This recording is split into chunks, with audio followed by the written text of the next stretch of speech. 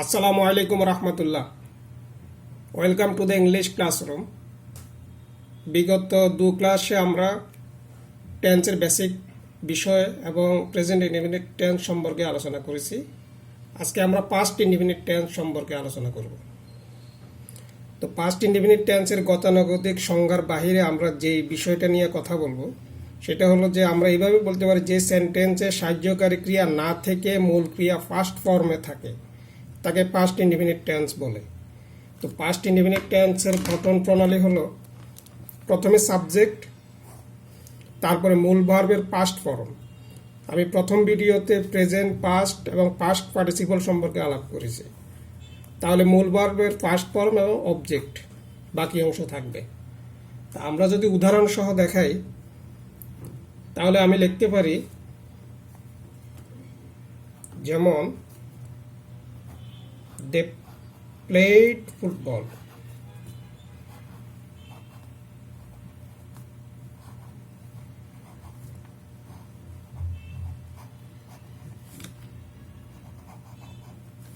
they played football. এখানে they played football এর ক্ষেত্রে তারা ফুটবল খেলে, তাহলে আমার দে হলো সাবজেক্ট, প্লেড হলো মূল ভার্বের ফার্স্ট ফর্ম, ফুটবল অবজেক্ট। তো মূল ভার্বের পাস্ট ফর্মটা কি? প্লে হলো প্রেজেন্ট ফর্ম, প্লেড হলো প্লের ফার্স্ট ফর্ম, প্লেড। তাহলে আমার সংজ্ঞা অনুযায়ী আমি যদি বুঝতে পারি যে দে প্লেড ফুটবল, তারা ফুটবল খেলেছিল,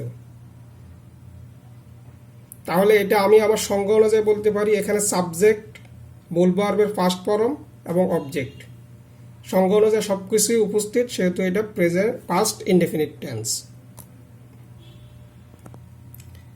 তো আমরা এখন যে বিষয়টি গুরুত্ব সহকারে দেখব সেটা হলো যে আমরা বাংলা বাক্য দেখে কিভাবে বুঝবো যে এটা পাস্ট ইনডেফিনিট টেন্স। তো পাস্ট ইনডেফিনিট টেন্স চেনার উপায় হলো বাংলা ক্রিয়াপদের শেষে এছিলাম, এছিল, এছিলে, এছিলেন, ইয়াছিল, ইয়াছিলাম, ইয়াছিলে, ইয়াছিলেন ইত্যাদি যদি থাকে তাহলে আমরা বুঝবো যে এটা পাস্ট ইনডেফিনিট টেন্স।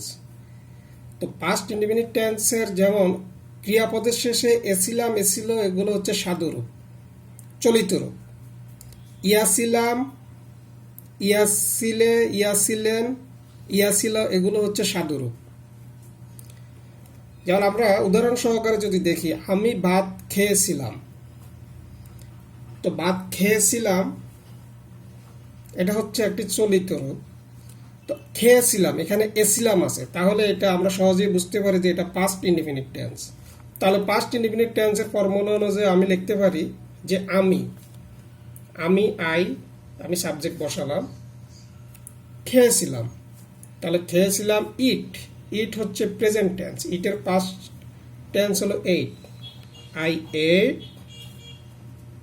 ভাত খেয়েছিলাম রাইস। তারপর আবার দেখেন যে সেই স্কুলে গিয়েছিল, তো সেই স্কুলে গিয়েছিল তাহলে আমরা ফর্মুলা অনুযায়ী বলতে পারি যে এছিল। যদি এছিল থাকে তাহলে পাস্ট ইনডেফিনিট টেন্স। তো পাস্ট ইনডেফিনিট টেন্সের ফর্মুলা অনুযায়ী আমরা লিখতে পারি যে সে, হি হচ্ছে সাবজেক্ট,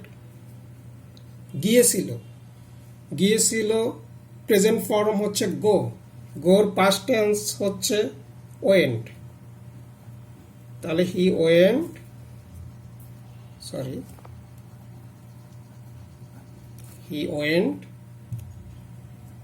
টু স্কুল।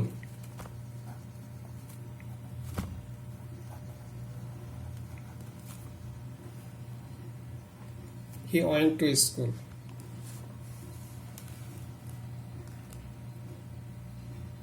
আবার এখানে আছে আমি বাজারে গিয়েছিলাম, তাহলে এছিলাম হলে আমরা সহজেই বুঝতে পারি যে এটা past indefinite tense. Past indefinite টেন্সের ফর্মুলা অনুযায়ী আমি লিখতে পারি আমি আই হচ্ছে সাবজেক্ট, আমি গিয়েছিলাম, গোর পাস্ট টেন্স হচ্ছে went, I went to the market.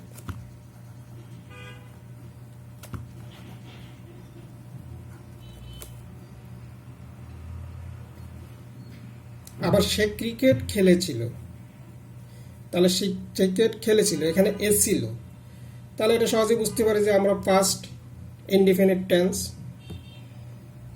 তাহলে আমরা লিখতে পারি সে, হি প্লে, প্লের পাস্ট টেন্স হচ্ছে played, PLAYED, played, he played cricket.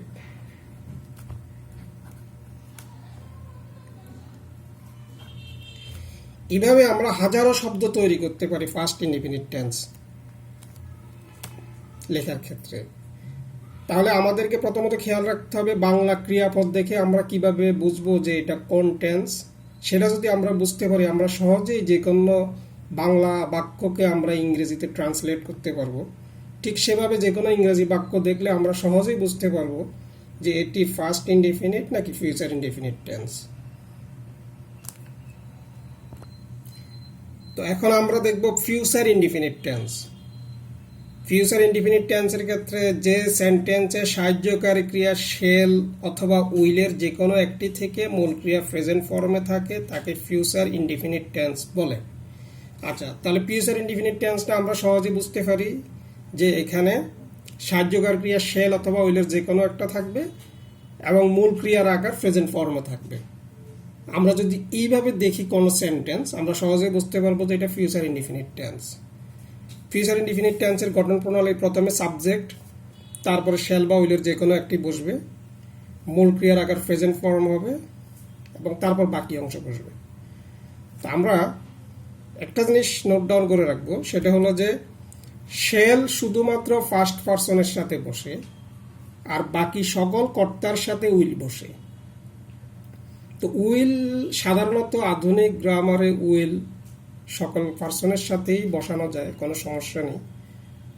তবে আমরা গ্রামাটিক্যাল রুল যদি ফলো করি সেক্ষেত্রে শেল সাধারণত ফার্স্ট পার্সনের সাথে বসে। আমরা যদি এটা বুঝতে পারি তাহলে আমরা সহজে বাংলা ক্রিয়াপদ দেখে কিভাবে ফিউচার ইনডিফিনিট টেন্স চেনা যায়, বোঝা যায়, আমরা সেটা নিয়ে কথা বলবো। তাহলে এখন আমরা দেখব যে ফিউচার ইনডিফিনিট টেন্স বাংলা ক্রিয়াপদ দেখে কিভাবে আমরা চিনব। তো বাংলা ক্রিয়াপদের শেষে বে, ব, বা, বি, বেন ইত্যাদি যদি যুক্ত থাকে তাহলে আমরা বুঝবো যে এটা ফিউচার ইনডিফিনিট টেন্স। যেমন আমরা যদি লিখি যে আমি কাজটি করব, তাহলে এখানে ব আছে, তাহলে এটা স্পষ্টতই আমরা বুঝতে পারি যে এটা ফিউচার ইনডিফিনিট টেন্স। তো ফিউচার ইনডিফিনিট টেন্সের ফর্মুলা অনুযায়ী আমি লিখতে পারি যে আমি কাজটি করব, আমি কাজটি করব, তাহলে করব। তাহলে এখানে আমি এর পরে আমি অবশ্যই অক্সিলারি ভার্ব দিতে হবে বা সাহায্যকারী ক্রিয়া shell, I shall do the work.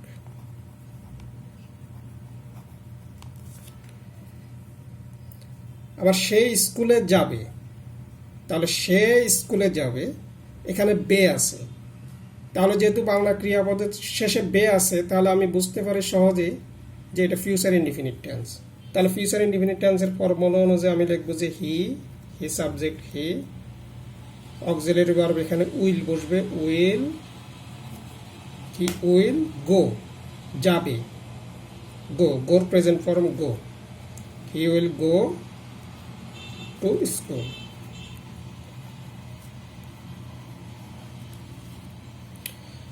আবার যেমন তারা বাজারে যাবে, তাহলে এখানে বে আছে, তাহলে আমি সহজে বুঝতে পারি যে এটা future indefinite tense. Future indefinite টেন্সের ফর্মুলা অনুযায়ী আমি লিখতে পারি তারা দে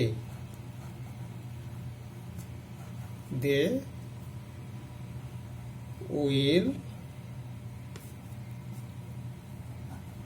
গো টু দ্য মার্কেট।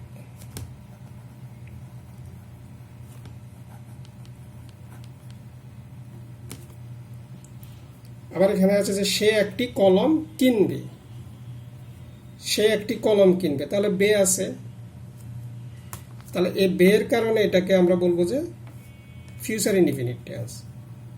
তাহলে সে হি উইল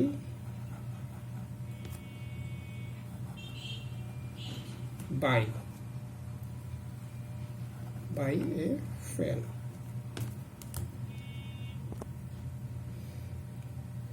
আমার মা রাতের খাবার রান্না করবেন। তাহলে এখানে বেন আছে, তাহলে আমরা আমাদের ফর্মুলা অনুযায়ী বুঝতে পারি যে এটা ফিউচার ইনডিফিনিট টেন্স। তাহলে আমার মা, এটা হচ্ছে সাবজেক্ট, মাই মাদার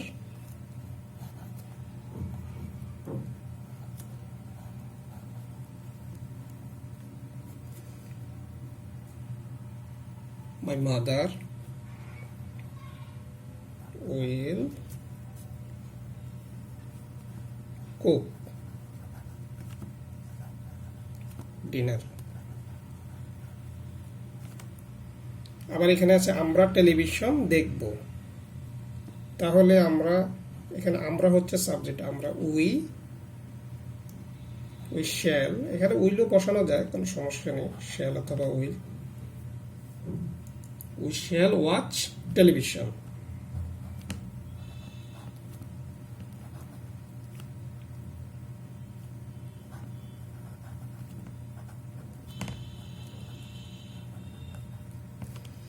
তো এভাবে যদি আপনি ফর্মুলা জানেন এবং সেটা সুন্দরভাবে প্রয়োগ করতে পারেন, তাহলে আপনি হাজারো সেন্টেন্স এভাবে তৈরি করতে পারবেন।